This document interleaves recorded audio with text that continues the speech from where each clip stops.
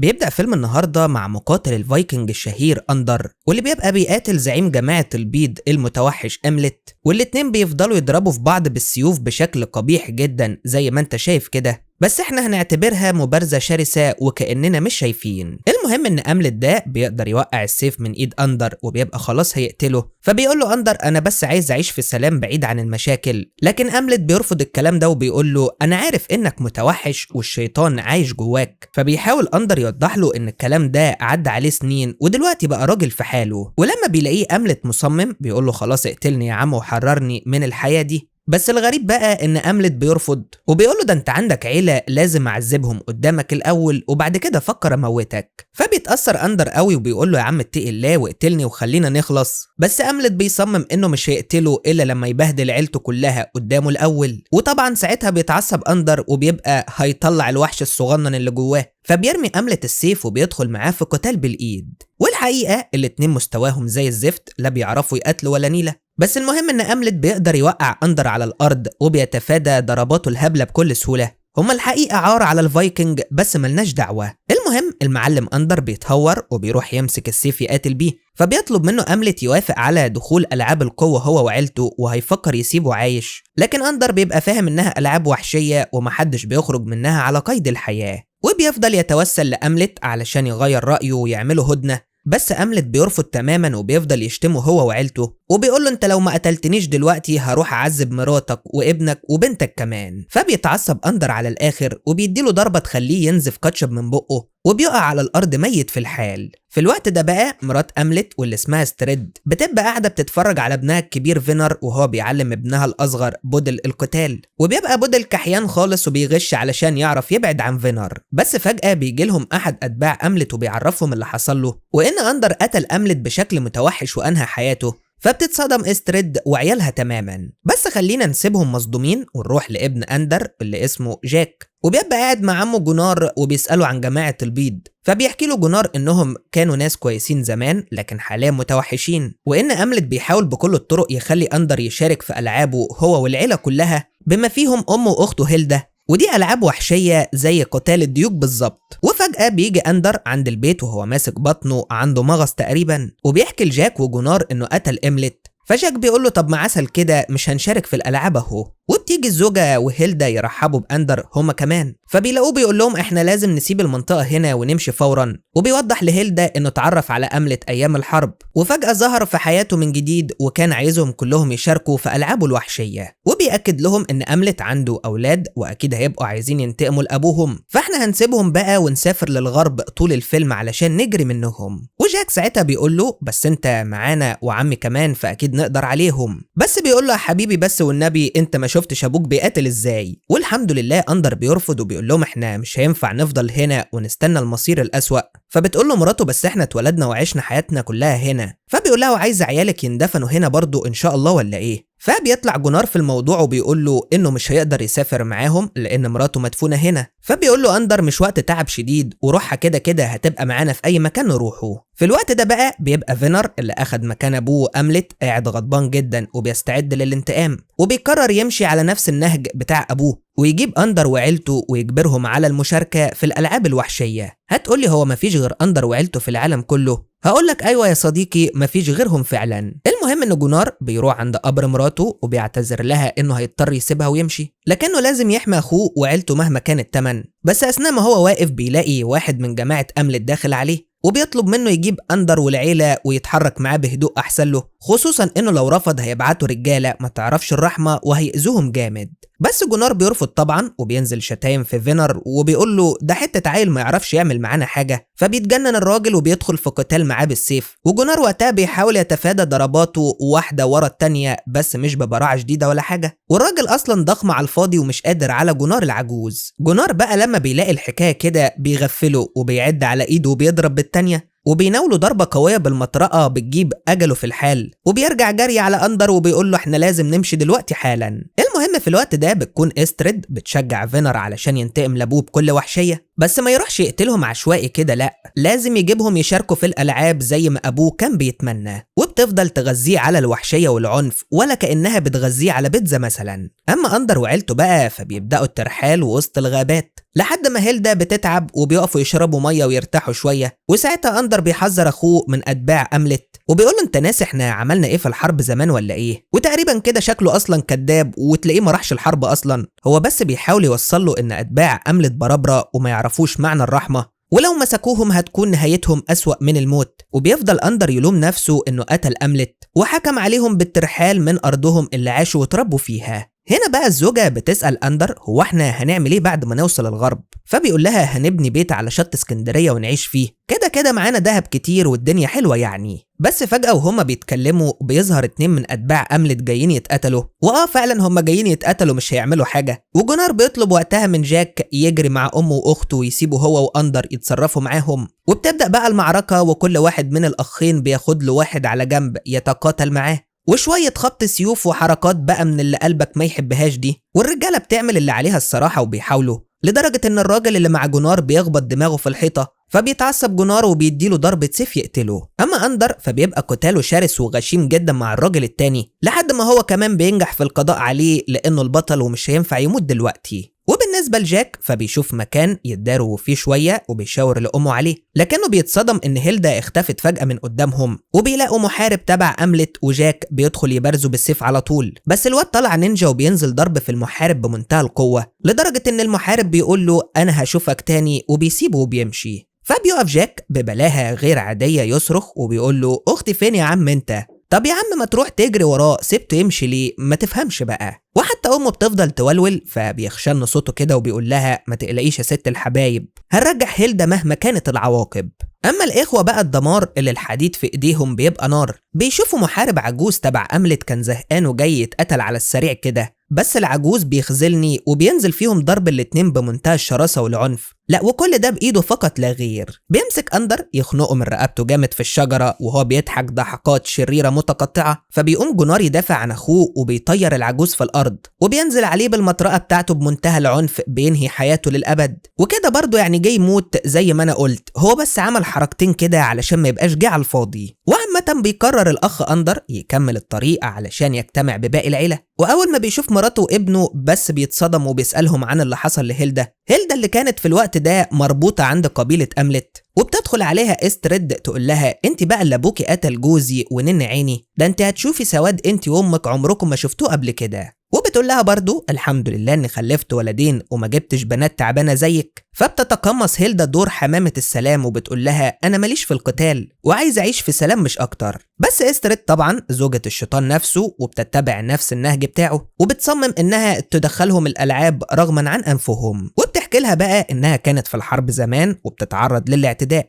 فجاء جوزها الوحش أملت وانقذها في اخر لحظه، ومن يومها وهم اتجوزوا وبقى حب عمرها. بس الأهم إنها بتأكد لها إن أندر كان من ضمن الجيش اللي مع أملت وشافها بتعاني بس ما عملش حاجة. المهم في الوقت ده بيبقى أندر قاعد يتكلم مع عيلته وبيسأل نفسه يا ترى خدوا هيلدا على فين، فبيقول له جاك غالبا كده هم ماشوا ناحية الشمال، فبيتشجع أندر وبيقول لهم يبقى خلاص أنا هروح أتسلل لوحدي كده أحررها في السريع واجي. وبيطلب من جاك وجونار ياخدوا زوجته ويكملوا طريقهم للغرب وهو هيقابلهم بعد كده ومعاه هيلدا. وقبل ما يمشي بيقول لجونار مفيش نكته كده قبل ما امشي، فبيقول له ما تنساش تاخد مشط شعرك معاك. فبيتصدم أندر لانه اقرع طبعا وبياخد بعضه وبيمشي من سكات وبيدخل بقى بين الغابات وهو بيجري ولا اجدعها طرزان. اما مرات أندر فبتحكي لجونار عن شجاعه ابنها جاك وازاي شارك في فيلم سبارتا وقضى على الهكسوس وهو اللي خرم الاوزون. بس علشان نشوف حقيقة الكلام ده بقى بنلاقي فينر ومجموعة من الرجال بيظهروا قدامهم وبيقف جونار قدام الزوجة وابنه بمنتهى الشجاعة وجاك بيجهز بسيفه، لكن فينر بيأكد على رجالته انهم عايزينهم احياء ومحدش يقتلهم. هتقول لي انت دلوقتي أندر يشعر بايه؟ هقولك عمال يتسلل وسط الغابة ولا جيمس بوند في زمانه، بس خلينا نسيبه في حاله دلوقتي ونشوف جونار وجاك وهما بيهاجموا أتباع فينر. والزوجة بتحدف سهم أي كلام كده ما بيجيش في حد طبعا، وجونار بيطلع السكينة والمطرقة وبيقرر يكافح حتى الرمق الأخير. بس العجيب في الأمر إن في واحد واقف قدام الزوجة عمالة تضرب ناحيته السهام وهو بيتفاداها بس ما بيهجمش عليها، لحد ما ربنا بيسهل الحال وبيفتكر إنه بيعرف يمشي وبيقدر يوقعها على الأرض. أما جونار فبيفضل يقاتل ببسالة كبيرة لحد ما بيتلم عليه 2 وبيوقعوه في الأرض، وجاك بيبقى على الأرض طبعا وحاطين السيف على رقبته، وبكده يبقى جونار سيطر على العيلة كلها. فبيقول له جاك سيبنا وخليك جدع. فبيضحك فينر وبيقول له انت عارف ان ده طلب غبي شبهك انت وابوك، يعني بعد المعاناة دي هسيبكوا كده بأمارة ايه يعني؟ فجونار بيقول له انا مش هخليك تأذيهم مهما حصل. فبيشتموا فينر لانه غبي زي ابن اخوه، وبيقرر يقتله هنا وما يخليهوش يشارك في الالعاب مع باقي العيلة. فبتفضل الزوجة تصرخ عليه وتطلب منه يرحمه، بس جونار نفسه بيبقى سلم للأمر الواقع خلاص وبيستعد للموت، وفينر بيديله ضربة بالسيف يوقعه على الأرض ميت في الحال، وجاك بيفضل يصرخ على فقدان عمه. بس خلينا نسيبهم دلوقتي ونروح لأندر اللي أخيرا وصل للمكان اللي فيه هيلدا. بس قبل ما يقرب عليها بيجي بودل من وراه وبيديله ضربة يوقعه في الأرض، وبيفضل يشتمه شوية وبيديله بالرجل في وشه يفقده الوعي تماما. هو ده اللي هروح أجيبها واجي يا عماد. لا وكمان أندر بيفوق بيلاقي مراته وعياله مربوطين حواليه، وهيلدا بتلوم نفسها علشان اتمسكت وجرتهم وراها لحد هنا. بس عامة أخيرا أندر بيفتكر إن عنده أخ وبيسألهم أمال جونار فين، فبيعرفوا جاك إن فينر مسكه وقتل قدامهم. فبيتعصب أندر وبينادي على الحارس اللي واقف معاهم وبيقول انا عندي سؤال مهم، هو انت بتستخدم شامبو ايه لشعرك؟ فبيتضايق الحارس علشان اقرع زي أندر طبعا، وبيقول له ما يبقاش بيتك من ازاز وتحدف الناس بالطوب يا عم. فبيحاول أندر يستفزه علشان يخليه يفكوا ويقتلوا بعض هما الاتنين، وبالمناسبة هما مش مربوطين، هما حاطين ايديهم بس ورا ظهرهم كده. المهم يعني بيجي بودل يبعد الحارس لانه فاهم اللعبة بتاعت أندر، فبيقرر بقى بطلنا المغوار يستفزه هو كمان، وبيقول له ما تخلي عيلتي تمشي وانا هقتلك بسرعه بدون الم. ولما ما بيجيش معاه بيقول له انت الاخ الاصغر لأملت مش كده؟ اكيد فينر واخد كل الثناء وانت مجرد تابع ليه مش اكتر. بس الواد بيبقى ذكي وبيقول له انا مش هخليك تدخل جوه دماغي يا أندر مهما عملت. المهم في الوقت ده بنشوف فينر بيتدرب بالسيف وبيستعد للالعاب الوحشيه، فبتجيله امه وبتقول له انا عايزه اشارك في الالعاب انا كمان، ولما بيرفض بتديله بالقلم وبتقول له ولا ما تنساش نفسك، قلت لك هقاتل يعني هقاتل خلاص. وبيدخل عليهم بودل وبيتصدم وقتها لما بيعرف انها هتشارك في الالعاب المتوحشه، وبيقول لها لا بصراحة كده أنا معترض على المخاطر اللي ملهاش لازمة دي. وبيبان إن كلام أندر أثر عليه وبيقول لهم مش علشان أنا الصغير تستقوا عليا. فبتقول له استرد لا يا حبيبي أنا وأخوك موافقين وخلاص هشارك ما تحكيش كتير بقى. وبعد ما بتمشي بيهزقوا فينر شوية هو كمان. وفي الوقت ده جاك بيقول لأبوه أنا شكلي فكيت نفسي ولا إيه، وبيقوم مخرج إيده من ورا ظهره عادي وبيفك هيلدا الأول بدل ما يفك أندر. ولما بيلمحوا الحارس جاي بيطلب أندر من جاك ياخد أخته ويمشوا من هنا فورا. بيطلعوا بقى يجروا في الغابة فعلا، فبيشوفوا 2 من أتباع فينر، فبيطلب جاك من أخته تستخبى ورا الشجرة بسرعة، وبيطلع هو على واحد فيهم يتحداه وبيقول له مش انت اللي جريت مني قبل كده، تعالى لي يا حبيبي. والاتنين وقتها بينزلوا ضرب في بعض بمنتهى العنف والقوة، ولسبب ما جاك بيفضل يصرخ أثناء القتال سواء بيضرب أو بيتضرب، لحد ما بيوقف الراجل عند الشجرة وبيلعب ملاكمة في وشه يوقعه على الأرض. بس الراجل بيبقى قوي وبيقوم يضربه باستماتة وبيرد له الصعصعين، بس ما بيرضاش يقتله علشان الألعاب بس مش أكتر. أما هيلدا فكانت عمالة تجري لحد ما بتلاقي الراجل التاني بينط كده من فوق وبيمسكها وبيقول لها رايحة فين يا غالية، ده الألعاب خلاص هتبدأ.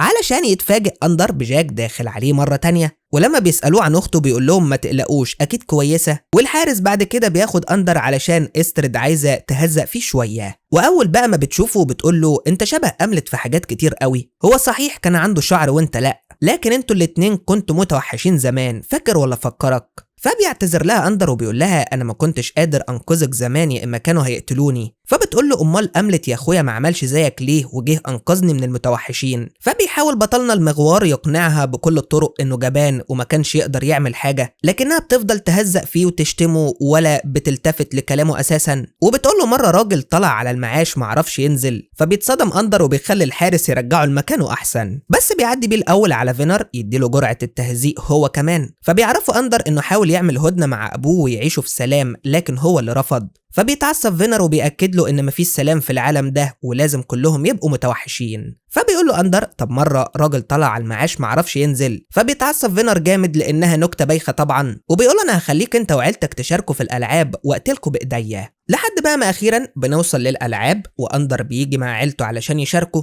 وبيبقى فينر حاطط رجاله بالسهام على الاشجار علشان لو حد حاول يهرب ولا حاجه يقتلوه. والقتال الاول بيكون بين زوجة اندر واسترد المتوحشه، والاتنين بيبداوا يبارزوا بعض بالسيوف، والاتنين شكلهم اصلا احسن من اندر بكتير، على الاقل بيحطبوا شويه علشان الزهق. بس استرد بتغش وبتوقع السيف من مرات اندر، فبتتعصب ام هيلدا وبتاخد منها السيف تطعنها بيه. فبيتصدم بودل وبيصرخ، لكن فينر بيسكته وبيقول له اسكت بقى خلينا نخلص الفيلم علشان جبت اخري. واسترد هناك بتقع على الارض ميته تحت انظار الجميع. فبيقرر بودل يدخل يقاتل جاك في الجولة التانية، وكعادة المبارزات دي كل واحد فيهم بيحاول يقتل التاني بالسيف أكتر من مرة لكن بدون جدوى، لحد ما جاك بيقدر يوقع بودل على الأرض أخيرا. فبيتجنن بودل وبيفضل يصرخ وبيقول له مرة راجل طلع على المعاش معرفش ينزل. فبيتصدم جاك وبيقول له وحياة أمي ما أنا قتلك، وبيرمي السيف. فبيغضب بودل وبيركب فوق ظهره وهو بيخنقه جامد، فبيديله جاك ضربة قوية يوقعه على الأرض.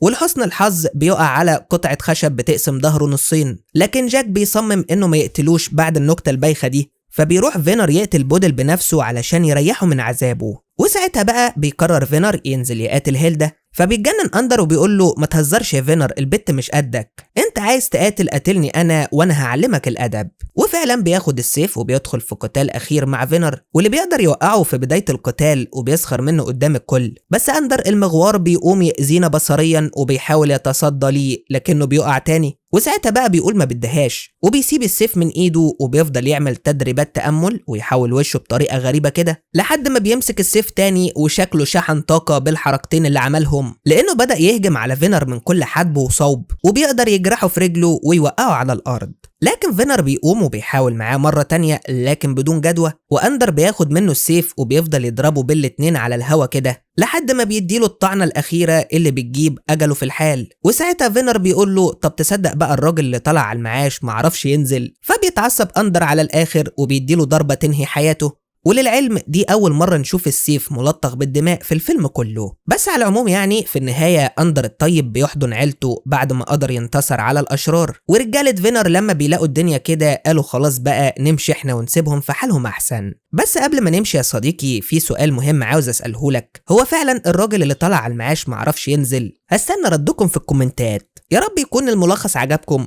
وما تنسوش تعملوا لايك للفيديو وتشتركوا في القناة لو أول مرة تشوفونا علشان يوصل لكم كل جديد. أشوفكم الفيلم الجاي، سلام.